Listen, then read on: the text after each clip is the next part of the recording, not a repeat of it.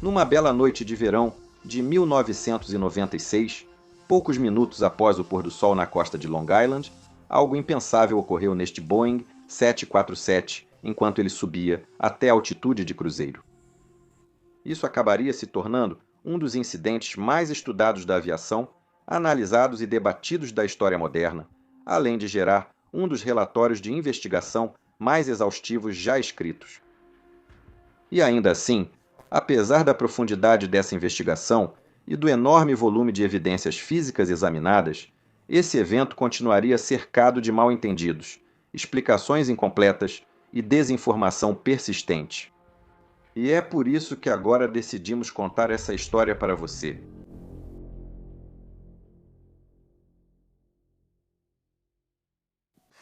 Veja, a história do voo 800 da Transworld Airlines não foi apenas um mistério inicial.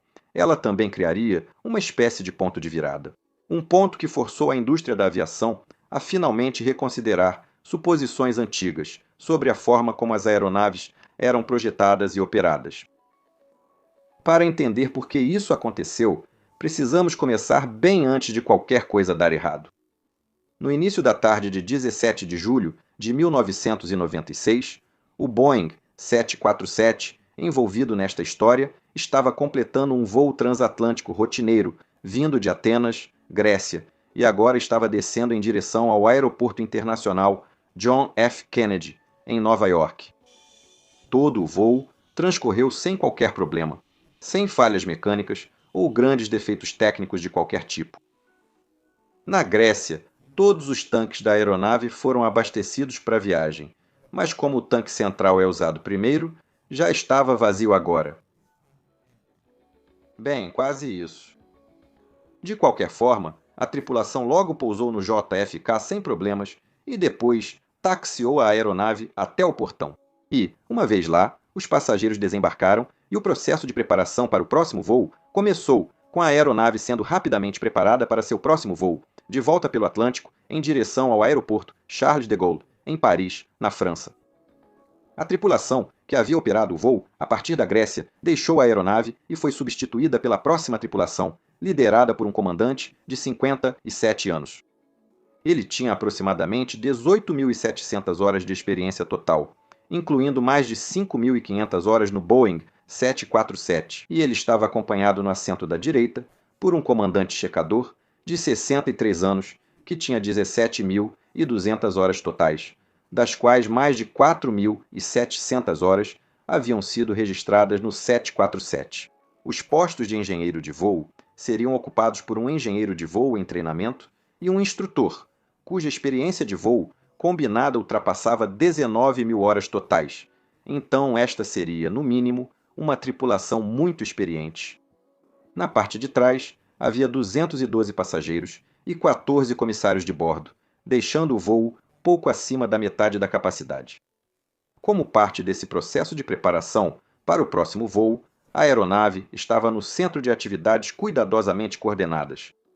Os contêineres de bagagem foram trocados sob a fuselagem, o catering reabastecido na cabine, o abastecimento estava em andamento e a manutenção realizou inspeções e ações necessárias. Durante todo esse trabalho, nada se destacou das milhares de outras operações de preparação para o próximo voo realizadas por essa aeronave em sua carreira até então. Ela própria era um belo Boeing 747, um vermelho e branco, registrado como November 93119, que havia sido entregue novinho em folha para a Trans World Airlines em novembro de 1971. No verão de 1996, ela já somava cerca de 93.000 horas de voo e mais de 16.000 ciclos de pressurização, números que mostram uma longa e ativa vida útil em serviço. Agora, embora ela tenha sido entregue quase 25 anos antes, é importante entender que na aviação comercial, a idade por si só não serve como um indicador significativo de segurança. Aeronaves de grande porte para transporte são feitas para durar décadas em operação contínua, se bem mantidas. E em meados da década de 90, o setor já havia passado por uma mudança profunda em como as frotas envelhecidas eram monitoradas, inspecionadas e mantidas. Esta mudança foi acelerada após acidentes como a falha na fuselagem do voo 243 da Aloha Airlines, um evento que mudou fundamentalmente o pensamento regulatório, ao destacar que a fadiga estrutural e a exposição ambiental poderiam se acumular de maneiras que ainda não haviam sido totalmente consideradas pelas premissas tradicionais de manutenção da época. Assim, esse 747 era mantido conforme o novo programa de aeronavegabilidade continuada, garantindo que continuasse tão seguro e aeronavegável quanto no dia da entrega, mesmo com o passar dos anos.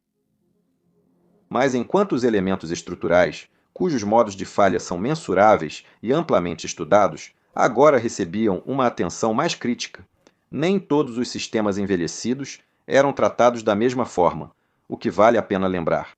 Enquanto os preparativos seguiam para a próxima partida a Paris, pilotos e abastecedores logo coordenaram o abastecimento conforme o plano de voo operacional. Agora, Nova York para Paris estava bem dentro das capacidades de alcance deste Boeing 747, e com a aeronave estando apenas pela metade da capacidade, não havia razão para encher todos os tanques disponíveis neste trecho em particular. Carregar combustível em excesso significaria apenas peso desnecessário, o que, por sua vez, aumentaria o consumo de combustível. Assim, todo o combustível para cruzar o Atlântico foi colocado nos tanques das asas do 747. Isso também significava que o tanque central da asa, localizado na seção do caixão da asa sob a fuselagem, estava quase vazio. Mas o termo vazio, nesse caso, era um pouco enganoso. Veja, embora não tenha sido colocado combustível utilizável, cerca de 135 kg de combustível residual permaneciam no tanque desde o voo anterior, o que equivale a 170 litros. Mas, como a capacidade total do tanque central era de quase 50 mil litros, isso representava menos de 0,5% do seu volume, e era pouco demais para ser realmente alcançado pelas bombas de combustível, então era operacionalmente inutilizável. Agora, o tanque central em si é uma grande cavidade estrutural integrada à seção central da asa da aeronave, ocupando quase todo o volume do caixão da asa, e com um volume interno de cerca de 48 metros cúbicos. Então, espalhados pelo fundo desse tanque, esses 170 litros residuais provavelmente nem sequer pareceriam uma poça visível, mas sim formariam uma película fina e talvez algumas pequenas poças acumuladas irregularmente nas nervuras, longarinas e pontos mais baixos do tanque. E do cockpit, o tanque pareceria completamente vazio. De qualquer forma, enquanto o avião e sua tripulação agora estavam no portão se preparando para o voo, eles foram surpreendidos por algumas pequenas interrupções rotineiras. Primeiro, o operador de abastecimento enfrentou uma complicação inesperada. A válvula automática de corte volumétrico do tanque de combustível, que deve interromper o abastecimento quando os tanques estão cheios, foi acionada cedo demais, interrompendo o abastecimento antes que a quantidade necessária de combustível estivesse a bordo. O abastecedor resolveu isso ao rearmar o disjuntor da válvula de corte, permitindo completar o abastecimento manualmente. E embora os investigadores não conseguissem comprovar se esse evento estava relacionado ao que estava prestes a acontecer, isso poderia ter sido um indício de um problema maior à espreita. E já que estamos falando de informações obscuras, se você percebeu um aumento em e-mails de phishing, mensagens de spam ou chamadas automáticas recentemente, há uma grande chance de que as suas informações pessoais estejam sendo compradas e vendidas online neste exato momento. Veja, empresas conhecidas como corretores de dados coletam e negociam detalhes como seu e-mail, números de telefone, endereço residencial e até mais do que isso, o que, incrivelmente, é 100% legal. Mas a boa notícia é que você também pode pedir para que eles parem, embora esse seja um processo que pode levar tempo e ser realmente frustrante. Por isso, deixei nas mãos de especialistas, como o patrocinador de hoje, Incogni. A Incogni vai fazer todo o trabalho pesado para você, encontrando todos os corretores de dados, que podem ser muitos, e então enviando solicitações legais para que eles removam os seus dados dos sistemas deles. Fazer isso manualmente levaria semanas, Mas com a Incogni, a configuração é rápida e simples. Depois de ativada, a Incogni seguirá protegendo e monitorando você em segundo plano enquanto a assinatura estiver ativa. Para mim, isso resultou em menos spam e ligações automáticas, permitindo que eu me concentre em criar mais vídeos como este para vocês. E a Incogni também me envia atualizações toda semana, mostrando o progresso deles, e você não vai acreditar em quanto trabalho eles já fizeram até agora. Então, se você quiser a mesma proteção para os seus dados, escaneie este código QR ou acesse incogni.com/pilot e use o código PILOT no checkout. Isso garante 60% de desconto no plano anual deles, o que é sensacional. Obrigado, Incogni. Agora voltamos ao vídeo. Após isso, enquanto o abastecimento era finalizado, a equipe da TWA percebeu que uma bagagem havia sido colocada no porão sem confirmação de que o dono estava a bordo, o que precisava ser corrigido por segurança. Isso significou que o porão de carga precisou ser reaberto, a bagagem identificada e então removida, apenas para ser recarregada novamente mais tarde, quando a tripulação de cabine descobriu que o proprietário realmente estava a bordo o tempo todo. Agora, isso é algo que acontece o tempo todo e é mais uma precaução que foi adicionada devido a tragédias. Neste caso, o atentado ao voo Pan Am 103 sobre Lockerbie, 8 anos antes deste voo. Enquanto isso, um veículo de serviço do aeroporto quebrou atrás do avião, impedindo que a aeronave fosse empurrada para trás. Assim, o horário da partida chegou e passou, enquanto passageiros e tripulação aguardavam que a equipe de solo encontrasse um veículo de reboque para remover o carro de serviço quebrado do caminho. Durante todo esse tempo, a unidade auxiliar de potência na cauda seguiu funcionando, fornecendo energia elétrica e ar sangrado para a aeronave e ar-condicionado. O 747 tem 3 packs de ar-condicionado e 2, instalados sob a seção central da asa, funcionavam a horas para manter o conforto da cabine no calor do verão. O que faz sentido, já que a temperatura externa estava em torno de 27 graus Celsius ou 82 graus Fahrenheit. Agora, os packs foram projetados para resfriar a cabine ao extrair o calor do ar sangrado do APU ou dos motores antes de bombeá-lo para dentro. Mas isso também exigia descarregar o excesso de calor em algum lugar, e parte dele acabava indo para a estrutura da aeronave.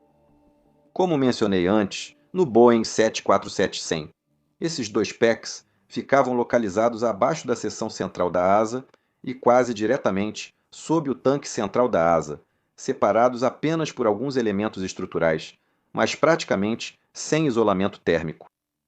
Então, isso, por sua vez, significava que, à medida que esses packs continuavam funcionando, o calor agora migrava para cima, aquecendo gradualmente o tanque quase vazio acima. Isso indicava que algo ocorria dentro do tanque, sem que a tripulação ou outros pudessem ver. O pouco combustível restante já estava exposto ao ar externo por várias aberturas. À medida que os packs e a temperatura ambiente o aqueciam, ele se misturava mais ao ar, elevando gradualmente a concentração de vapor de combustível de aviação no tanque. O vapor de combustível age de modo bem diferente do combustível líquido. No estado líquido, o combustível de aviação é difícil de inflamar. O jet A, em temperatura ambiente, apaga um fósforo aceso como a água. Mas quando esse mesmo combustível está em estado de vapor, misturado com ar, e na concentração certa, ele pode se tornar altamente inflamável e até explosivo. As concentrações em que isso pode acontecer estão em uma faixa que chamamos de faixa de inflamabilidade, e abaixo dessa faixa, a mistura é pobre demais para queimar, e acima dela é rica demais. Mas dentro dessa faixa, as condições são ideais para a combustão. Então, à medida que esse tanque esquentava, a concentração de vapor continuava a aumentar, movendo gradualmente a mistura em direção àquela faixa inflamável. Mas isso, na verdade, não era um estado incomum, nem mesmo inesperado. Na época, já se sabia que vapores inflamáveis eram comuns nos tanques de combustível de aviões comerciais. Estudos posteriores indicaram que, em aeronaves comerciais, A maioria dos tanques de combustível tem vapores inflamáveis cerca de 7% do tempo, subindo para 30% nos tanques da seção central da asa, próximos ao ar-condicionado. Por causa disso, o vapor inflamável nos tanques não era visto como uma anomalia, mas sim como uma característica inerente dos projetos convencionais de tanques de combustível e algo que simplesmente não podia ser evitado. Assim, os projetistas de aeronaves passaram a focar em eliminar possíveis fontes de ignição dentro e ao redor dos tanques. Isso era feito principalmente minimizando a fiação elétrica dentro dos tanques e limitando a voltagem de qualquer fiação essencial que precisasse estar ali. Além disso, são criados caminhos alternativos para descargas de raios e eliminadas rotas que poderiam permitir que o fogo se espalhasse do equipamento próximo, como bombas de combustível para o tanque. Mas em 1996, o setor da aviação já havia percebido que essa lógica não era totalmente à prova de falhas. Mais de 3 décadas antes, o voo 214 da Pan Am, um Boeing 707, caiu em Maryland depois que uma descarga de raio conseguiu entrar em um tanque de combustível cheio de vapor, provocando uma explosão.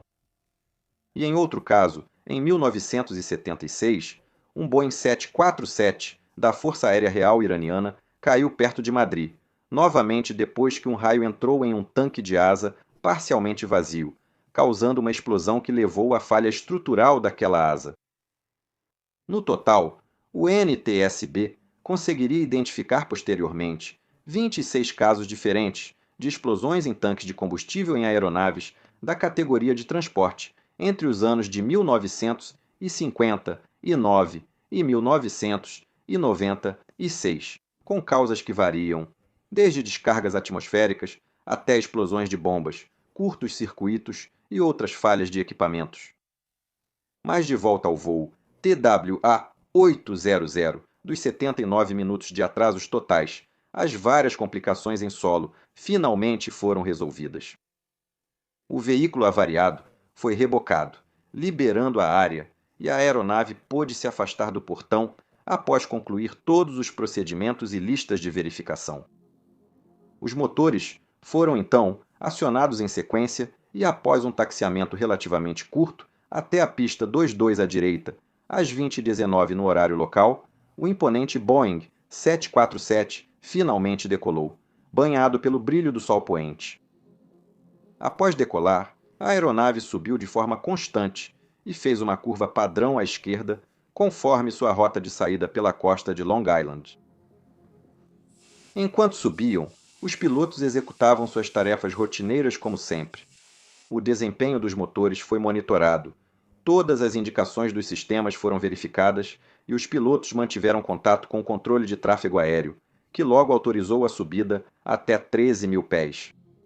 E foi após atingir 13 mil pés, cerca de 10 minutos após a decolagem, que surgiu a primeira pista sutil, indicando que algo poderia estar errado. O gravador de voz da cabine agora registrou como o comandante observou uma flutuação inesperada, levando-o a dizer: "Olha aquele indicador de fluxo de combustível maluco ali no número 4. Você está vendo isso?" Esse comentário era sobre a indicação de fluxo de combustível do motor 4, o externo na asa direita. Os instrumentos de fluxo de combustível medem a taxa de entrega aos motores e, em condições normais e estáveis, apresentam valores geralmente estáveis e previsíveis. Agora, pequenas flutuações podem ocorrer por vários motivos benignos e, portanto, geralmente não indicam nada com que se preocupar, a menos que sejam acompanhadas por outras indicações estranhas do motor também. Ninguém respondeu à observação do comandante no início. É possível que tenha havido reações não verbais, não captadas pelo gravador de voz do cockpit, mas nunca saberemos ao certo. De qualquer forma, nada mais no cockpit, neste momento, sugeria que algo sério estava acontecendo. Os instrumentos restantes continuavam a exibir indicações estáveis e normais. Então, nesse contexto, aquela agulha oscilante pareceria muito mais indicar uma pequena anomalia no sensor do que o primeiro indício de algo maior. Mas provavelmente estava mostrando algo maior. Na verdade, algo enorme e contra o qual os pilotos não teriam chance alguma de fazer nada. mas o real significado dessa pequena indicação só é realmente compreendido em retrospecto. E apenas se você souber um pouco mais sobre o sistema de indicação de combustível do Boeing 747-100. O Sistema de Indicação de Quantidade de Combustível, ou FQIS, mede o combustível em cada tanque e transmite a informação ao cockpit. Ele faz isso usando um sistema baseado em capacitância elétrica, em vez de algo mecânico como, por exemplo, uma boia. Dentro de cada tanque, existem essas sondas longas que funcionam como pequenos sensores elétricos, e as leituras delas mudam dependendo se estão cercadas por ar ou combustível. Veja, o combustível de aviação e o ar têm propriedades elétricas bem diferentes, e ao medir essas diferenças em várias sondas, o sistema determina exatamente quanto combustível há, independentemente do movimento dentro do tanque. Obviamente, à primeira vista, passar fios elétricos dentro dos tanques de combustível para alimentar essas sondas pareceria violar a filosofia de projeto de evitar fonte de ignição dentro dos tanques, mas esse sistema foi projetado para ser inerentemente seguro. A ideia era de que, mesmo que ocorresse uma falha elétrica no sistema de indicação de quantidade de combustível levando a uma faísca, a energia disponível no circuito seria baixa demais para realmente inflamar o vapor de combustível. A fiação operava com uma tensão extremamente baixa, apenas o suficiente para descarregar cerca de 0,02 milijoules de energia, enquanto a energia mínima, teoricamente necessária para inflamar vapores de combustível de aviação, é de aproximadamente 0,25 milijoules, ou seja, em outras palavras, mais de 12 vezes a energia transportada pela fiação do sistema. Agora, isso parecia ser uma solução elegante, mas tinha uma pegadinha. Veja, isso não eliminava o acesso à energia elétrica, apenas o limitava. Então essa proteção só funcionava se o sistema FQIS estivesse total e completamente isolado de qualquer fonte de alta voltagem que também estivesse presente dentro da aeronave. Isso exigiria isolar totalmente a fiação e separá-la das demais, eliminando o risco de curto-circuito que poderia permitir a entrada de correntes de alta voltagem no tanque. E, além disso, também seria crucial garantir que a integridade dessas proteções permanecesse intacta durante toda a vida útil da aeronave. Dentro de aviões comerciais, quilômetros de fios elétricos correm em feixes compactos, atravessando zonas pressurizadas e compartimentos de equipamentos. Estes feixes podem conter circuitos que transportam diferentes níveis de energia, desde sinais de sensores de baixa potência até linhas de fornecimento elétrico de alta energia. A energia elétrica sempre busca o caminho de menor resistência, e dentro do traçado denso da fiação das aeronaves, especialmente nesses primeiros 747, a separação entre os circuitos era mantida pelo isolamento e não apenas pela distância. Embora todos possamos ver os riscos inerentes a essa abordagem, na época não havia nenhuma regulamentação da FAA exigindo que a fiação do FQIS ou de sistemas similares fosse instalada separadamente de outros tipos de fios. Os próprios fabricantes de aeronaves criaram seus padrões de separação. Por exemplo, a McDonnell Douglas exigia que os fios do FQIS fossem separados dos fios de alta voltagem por pelo menos 3 polegadas, mas a Boeing não tinha esse requisito. Assim, em muitos modelos da Boeing, a fiação do FQIS era simplesmente agrupada, junto com fios de alta voltagem em vários locais da aeronave. E para piorar ainda mais, havia muitos fatores que poderiam aumentar o risco de curtos circuitos ocorrerem em primeiro lugar, permitindo assim que esse tipo de salto de energia acontecesse entre os fios. Com o tempo, os materiais de isolamento sofriam diferentes tensões mecânicas e térmicas. Revestimentos protetores envelhecem, descascam e racham, e os feixes podem ser movidos ou perturbados durante manutenção, reparos e atualizações de sistemas. Naquela época, essa deterioração muitas vezes passava despercebida, pois os feixes de fiação ficavam em locais de difícil ou impossível acesso para a manutenção. Além disso, lá nos anos 90, as inspeções de fiação que eram feitas eram realizadas visualmente, com ênfase principal em danos óbvios. E isso significava que problemas menos óbvios, como degradação relacionada à idade ou contaminação ao redor dos feixes, podiam passar despercebidos, mesmo nas áreas acessíveis aos inspetores. Assim, devido a essas deficiências, os relatórios de dificuldades em serviço enviados à FAA indicavam que anomalias elétricas, falhas intermitentes e comportamentos inexplicáveis dos sistemas eram comuns em aeronaves antigas na época. Mais tarde, depois que essa história se desenrolou, os investigadores examinaram 26 aviões comerciais em operação, de vários tipos e idades, para avaliar as condições de suas fiações. Ao fazerem isso, perceberam que quase todas as aeronaves, até as mais novas, apresentavam problemas graves. Cavacos de metal, possivelmente esquecidos após manutenção, foram achados em vários feixes de fios e conectores.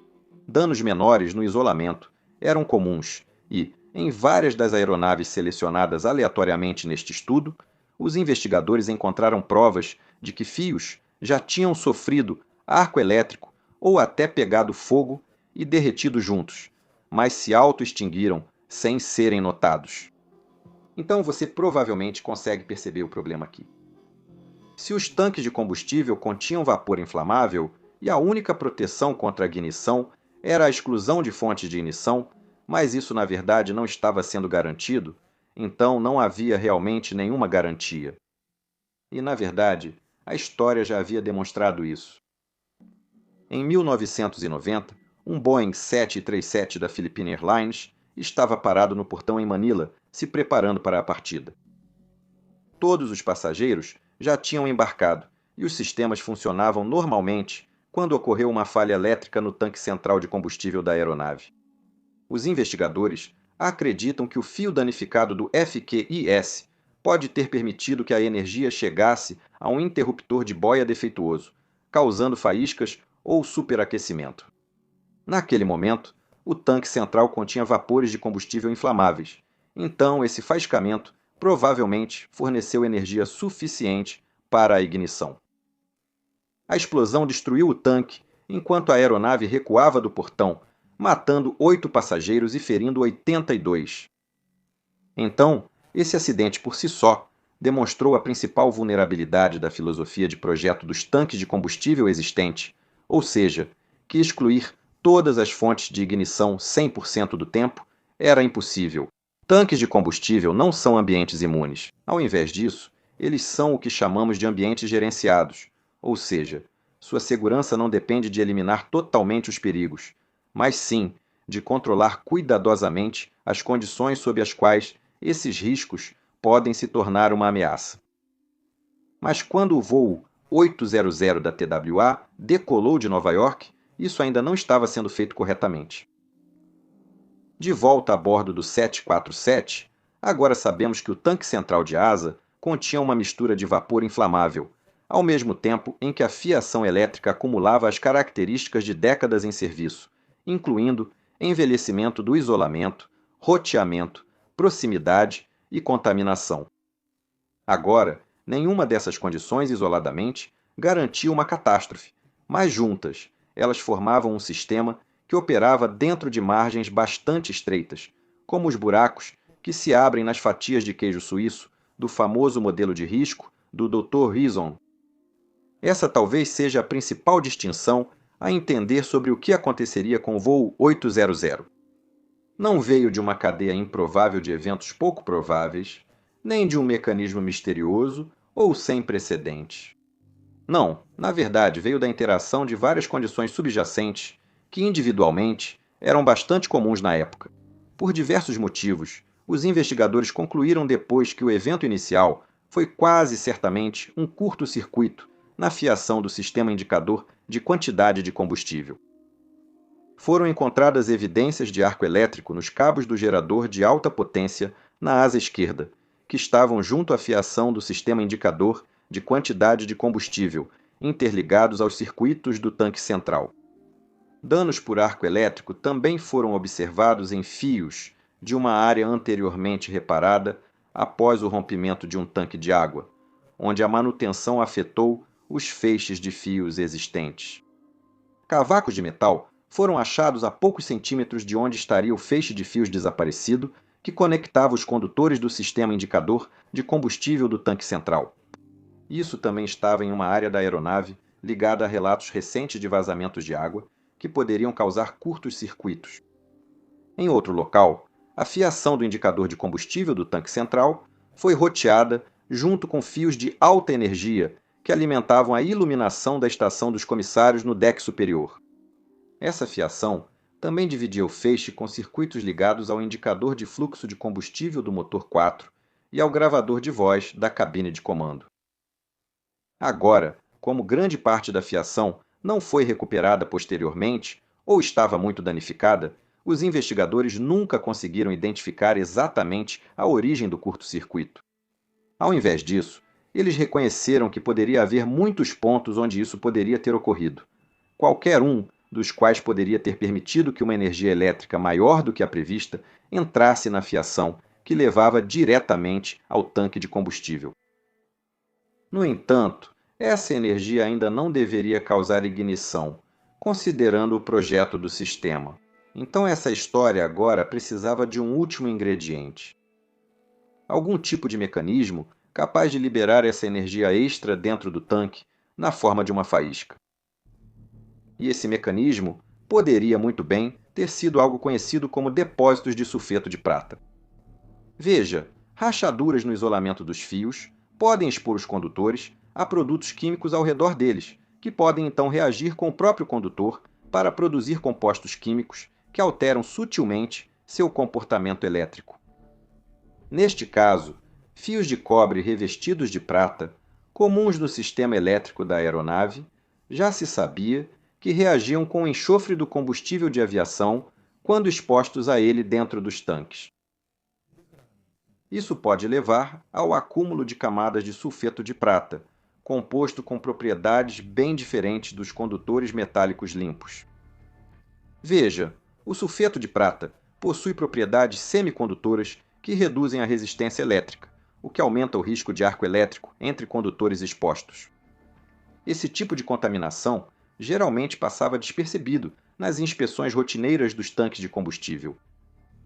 Agora, essa contaminação por sulfeto de prata diminuiria se os condutores expostos fossem repetidamente imersos em mais combustível, mas como o tanque central era abastecido com menos frequência, qualquer contaminante se agravaria ali. Na verdade, inspeções posteriores revelaram que depósitos de sulfeto de prata eram comuns na fiação do FQIS em toda a frota de aviões comerciais. A Boeing não havia considerado isso um problema sério de segurança antes. Era visto como incômodo que podia causar leituras erradas no indicador de combustível. E os investigadores mais tarde chegariam à conclusão de que esse sulfeto de prata provavelmente era a última peça do quebra-cabeça, o meio pelo qual uma corrente excessiva na fiação do FQIS poderia começar a produzir arco elétrico, liberando energia capaz de inflamar a mistura combustível-ar no tanque, como uma vela de ignição. E assim, com todos esses fatores presentes, enquanto esse gigante 747 continuava voando no entardecer, em algum lugar dentro de sua enorme rede elétrica, um curto-circuito ocorreu.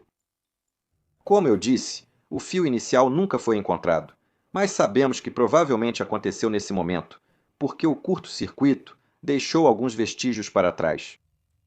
Quando o voo 800 passou por cerca de 13.000 pés, o gravador de voz do cockpit registrou duas quedas repentinas no ruído elétrico de fundo, compatíveis com uma interrupção de energia no circuito próximo à fiação do CVR.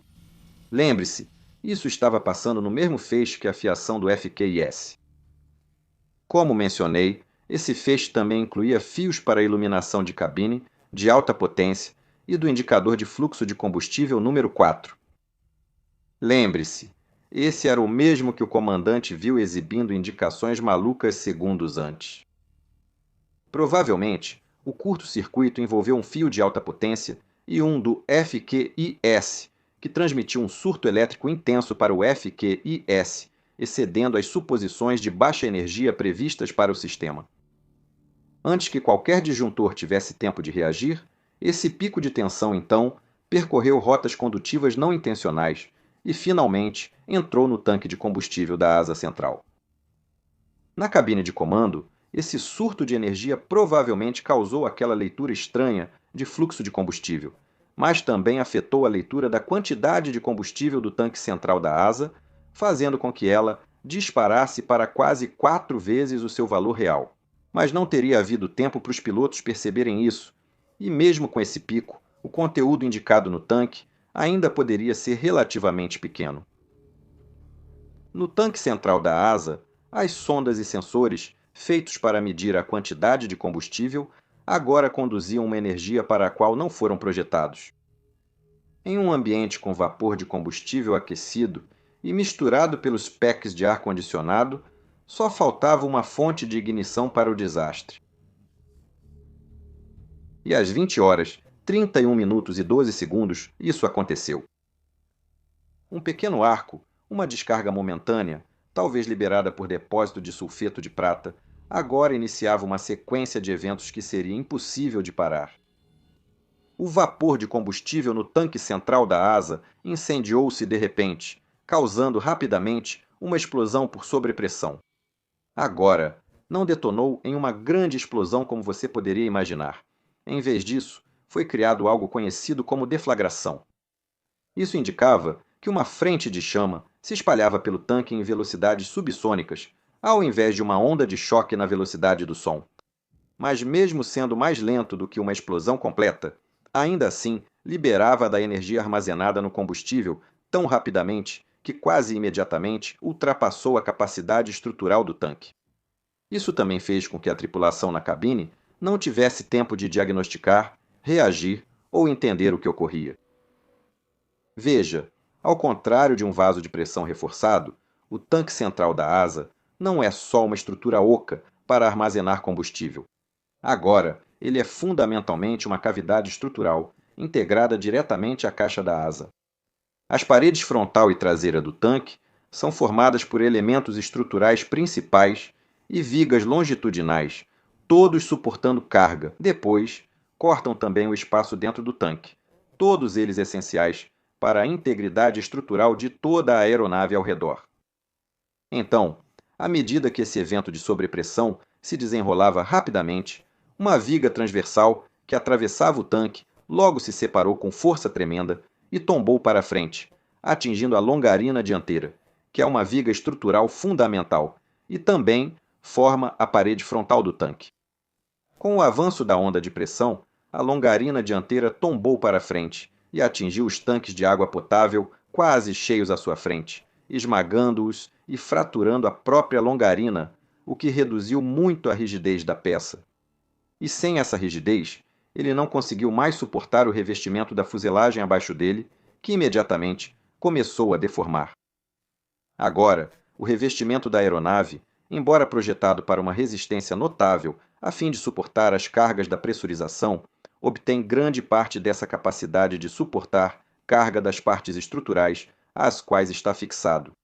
Assim, com a longarina dianteira deixando de funcionar como um suporte rígido, o revestimento inferior da fuselagem logo abaixo ficou vulnerável às forças de pressão ainda crescentes geradas dentro do tanque de combustível. E, portanto, se rasgou, formando um grande rombo. Isso fez com que os danos se agravassem ainda mais, porque, com o revestimento da fuselagem agora ausente e, portanto, não sendo mais capaz de suportar as forças da pressurização na cabine, as partes estruturais ao redor da fuselagem agora sofriam cargas descendentes para as quais não foram projetadas. Sob esse estresse, os componentes diretamente acima do buraco se romperam e depois caíram, incluindo a viga transversal número 3, parte da longarina dianteira, assim como uma seção da viga de quilha crítica. A viga de quilha percorre todo o comprimento da aeronave e funciona como a sua espinha dorsal estrutural, fornecendo toda a estrutura e rigidez longitudinal da aeronave. Então, quando ela se rompeu, foi um evento fatal para a integridade estrutural de toda a aeronave. Com a espinha comprometida, ela não podia mais suportar as cargas de flexão habituais. Assim, As forças aerodinâmicas que atuavam sobre ela agora se redistribuíram de forma catastrófica, com o revestimento da fuselagem rasgando completamente até a parte superior do deck superior, essencialmente dividindo a aeronave em duas partes. A seção dianteira com o cockpit se desprendeu e caiu em direção ao oceano. E o que é importante entender aqui é que o tempo que levou desde a faísca inicial no tanque até toda a seção do nariz se desprender foi de apenas 3 a 5 segundos, o que é menos tempo do que levei para dizer esta frase. O que torna essa sequência importante não são só os aspectos mecânicos da ruptura, mas também como os investigadores depois determinaram como isso ocorreu com grande confiança.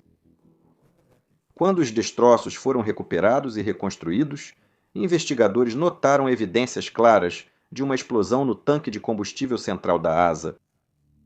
O revestimento metálico foi encontrado se soltando das superfícies do tanque para fora.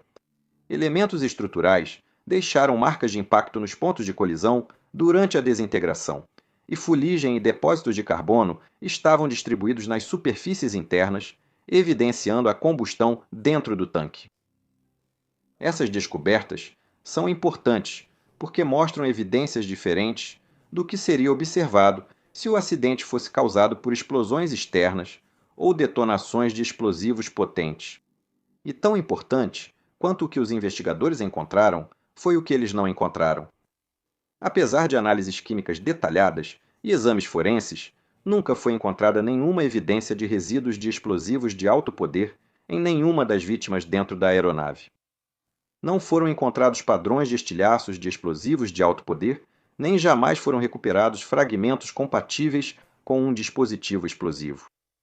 A detonação de uma bomba deixa micropitching característico e descoloração do metal adjacente, além de resíduos concentrados nos componentes próximos, nenhum dos quais foi encontrado em grandes quantidades nos destroços recuperados.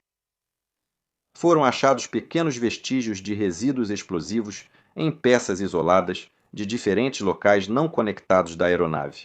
Como era uma quantidade pequena e sem padrão consistente, foi descartado e considerado provavelmente transferido de uma das embarcações militares envolvidas na recuperação. Portanto, todo o conjunto das evidências físicas acabou eliminando a possibilidade de um dispositivo explosivo externo, não por suposição, mas sim pela mecânica. Com toda a seção do nariz ausente, o Boeing 747 retorcido foi subitamente transformado de uma máquina cuidadosamente balanceada em algo aerodinamicamente muito instável. Veja, as aeronaves são projetadas para estabilidade aerodinâmica por meio da interação entre o estabilizador horizontal e o centro de gravidade. Então, quando essa explosão removeu 36 mil quilos de estrutura da frente da aeronave, esse balanceamento de arfagem entrou em colapso instantaneamente e a gangorra virou para trás, pois o avião, de repente, ficou com o peso concentrado na cauda. Com as asas continuando a gerar sustentação, a cauda continuando a gerar força descendente e os motores provavelmente ainda gerando algum empuxo. Um movimento de arfagem para cima muito forte ocorreu, impulsionado unicamente pela geometria das forças atuando sobre a estrutura da aeronave. O momento de arfagem para cima, a redução de peso e o fato do avião já estar subindo ao explodir fizeram o que restou do 747 subir de modo ainda mais íngreme. Ao mesmo tempo, a extremidade aberta e sem formato aerodinâmico da fuselagem gerou muito arrasto, reduzindo rapidamente sua velocidade até perto da velocidade de stall. A análise de dados de radar, simulações em computador e análise balística reversa indicou que a parte restante da aeronave provavelmente subiu entre 2 e 3 mil pés, convertendo sua energia cinética em altitude. Ela chegou a quase 16 mil pés, entrou em stall, rolou à direita e iniciou uma descida quase vertical em direção ao mar. E é realmente importante notar que foi esse momento que causou tanta confusão após o acidente e contribuiu para a desinformação que persiste até hoje. Veja, os 2/3 traseiros da fuselagem ainda lançavam combustível em chamas no céu, escurecendo enquanto subia nos últimos segundos antes de entrar em stall. E esse incêndio provavelmente era visível por dezenas de quilômetros. Como resultado, centenas, se não milhares de pessoas testemunharam pelo menos uma parte dessa sequência do acidente, e muitos deles até hoje acreditam que o que viram foi um míssil atingindo o voo 800 da TWA. A maioria deles relatou ter visto um rastro de luz subindo antes de explodir, o que, se você não souber de todos os fatos aqui, realmente parece muito com um míssil atingindo seu alvo. Mas é isso que os filmes de Hollywood nos mostram sobre como é um ataque de míssil, não como ele realmente é. Mísseis de verdade decolam do solo com uma velocidade incrível, queimando seus motores intensamente por alguns segundos, e depois se tornam quase invisíveis durante a maior parte do voo, enquanto seguem pela própria inércia. Assim, testemunhas de um ataque real de míssil nunca veriam um rastro de luz atingindo o avião, mas apenas um rastro próximo ao solo por alguns segundos, seguido de uma explosão em um local totalmente diferente, quando o míssil atinge o alvo. E nada disso foi visto nessa área naquela noite.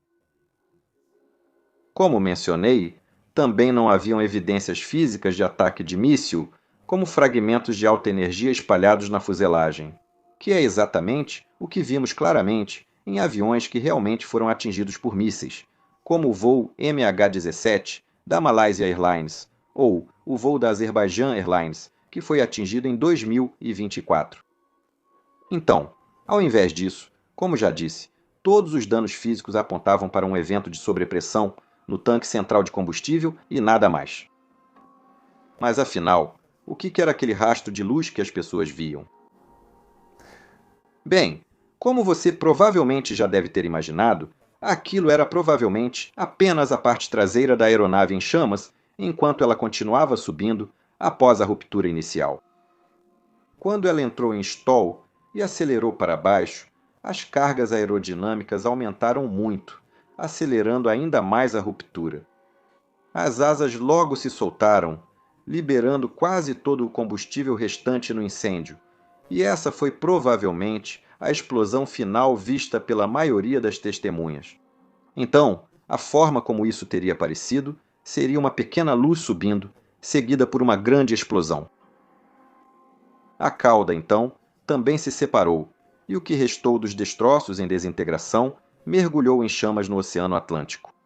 Cerca de 50 segundos após aquela explosão inicial, todos os destroços finalmente caíram, completando a destruição causada por aquele evento catastrófico que havia sido iniciado a milhares de pés de altitude.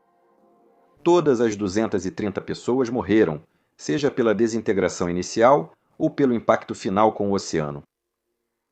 Após essa tragédia, iniciou-se uma investigação de grande escala, que se tornou um dos exames técnicos mais minuciosos já feitos pelo Conselho Nacional de Segurança nos Transportes. Foram usados barcos de resgate, mergulhadores, veículos operados remotamente e sonar para mapear grande área do fundo do Atlântico. Investigadores passaram meses localizando, identificando e recuperando destroços espalhados pela desintegração e correntes oceânicas. Peça por peça, fragmento por fragmento, os restos da aeronave foram então retirados do fundo do oceano até que, de forma impressionante, quase 98% do avião tivesse sido recuperado. O impressionante desse esforço não foi só a quantidade de destroços recuperados, mas o que os investigadores fizeram com eles. Dentro de um hangar, a aeronave foi por fim reconstruída em forma de esqueleto, com os contornos da fuselagem cuidadosamente remontados a partir de milhares de componentes recuperados e suas estruturas internas mapeadas, alinhadas e estudadas. Padrões de deformação, superfícies de fratura, depósitos de fuligem, restos de fiação, separações estruturais e marcas de queimadura agora podiam ser examinados em suas relações espaciais, permitindo que os investigadores rastreassem cargas, pressões e caminhos de falha, com a clareza necessária para explicar como um avião comercial explodiu em voos. Toda hipótese plausível exigia avaliação com base em evidências físicas, modelagem aerodinâmica e mecânica estrutural. Assim, quando o relatório final foi publicado, quase 4 anos depois, a investigação havia se tornado uma das mais exaustivas da história do NTSB, tanto em abrangência quanto em profundidade científica. Mas a importância duradoura do voo 800 não vem de como os investigadores chegaram às suas conclusões, mas sim da forma como a indústria da aviação aprendeu com isso. Esse acidente mudou o entendimento sobre a segurança dos tanques de combustível ao mostrar que eliminar fontes de ignição não era suficiente. Em resposta, os órgãos reguladores exigiram criar e instalar sistemas de inertização nos tanques de combustível. Tecnologias que injetam nitrogênio em tanques vazios para evitar misturas inflamáveis de combustível e ar. Por volta de 2018, quase todas as aeronaves comerciais já tinham esses novos sistemas. Ao mesmo tempo, essa investigação acelerou mudanças abrangentes na filosofia de inspeção de fiação, práticas de manutenção e padrões de certificação. Ficou claro que sistemas elétricos, ao contrário de muitos componentes estruturais, podiam se degradar de forma invisível e, ainda assim, representar ameaça de consequências catastróficas. Fiação, isolamento, conectores, possíveis caminhos de curto-circuito, ambientes de contaminação e vulnerabilidades elétricas tornaram-se centrais no pensamento sobre a aeronavegabilidade a longo prazo. Portanto, esse acidente não revelou um único defeito oculto, mas sim evidenciou como condições comuns e amplamente distribuídas podiam interagir para reduzir as margens de segurança. O voo 800 da TWA continua sendo um evento profundamente trágico, mas também serve como um grande exemplo de como a aviação aprende com o exame incansável de cada falha. Esse acidente é um dos melhores exemplos de como ele pode gerar mudanças que seguem moldando a construção, inspeção e proteção dos aviões modernos contra riscos antes despercebidos. Agora, no nosso canal irmão Mentor Now, fizemos um vídeo sobre os problemas que os novos Air Force One estão enfrentando, muitos dos quais podem ser atribuídos diretamente a esse acidente e às novas regulamentações sobre separação de cabos que ele trouxe. Por favor, inscreva-se em ambos os nossos canais para ver mais conteúdos como este e receber mais análises aprofundadas do setor relacionadas a isso. Meu nome é Peter Hornfeld. Você assiste Mentor Pilot. Tenha um ótimo dia e até a próxima. Tchau!